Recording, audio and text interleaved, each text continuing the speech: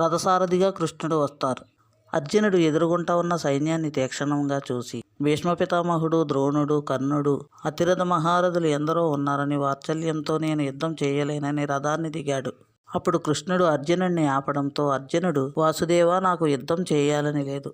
అటువైపున్న వారందరూ తాతలు, తండ్రులు, సోదరులు, మేనమామలు, గురువులు, బంధువులు, వారందరినీ హతమార్చిన రాజ్యం నాకు వద్దని విలపిస్తాడు. అప్పుడు కృష్ణుడు ఇలా అంటాడు అర్జునుడితో, నీ సోదర సమానులు కారు కీర్తించబడే లక్షణాలు ఏ ఒక్కరికి లేవు. శకుని మాయాపాచికలాడి ధర్మరాజును ఓడించాడు, మర్చిపోయావా? దుశ్శాసనుడు ద్రౌపదిని కప్పు పట్టుకు లాక్కు వస్తుండగా ఏ ఒక్కరైనా ఆపిచేశారా? ద్రౌపదిని నిండు సభలో వస్త్రాపహరణం చేస్తూ ఉంటే కూర్చుని చూశారే కానీ ఎవరైనా అడ్డు చెప్పారు? మీ సంపదలను మిమ్మల్ని జూదంలో గెలిచినప్పుడు, మిమ్మల్ని అరణ్యవాసానికి పంపేటప్పుడు ఎవరైనా మాట్లాడారా? మీతో యుద్ధం చేయాలనుకునేవారు నీకు బంధువులు ఎలా అవుతారు? అవతలివారు యుద్ధభూమిలో ఉన్నప్పుడు శత్రువులుగానే చూడాలి. మిత్రులు గాని, సోదరులు గాని, బంధువులు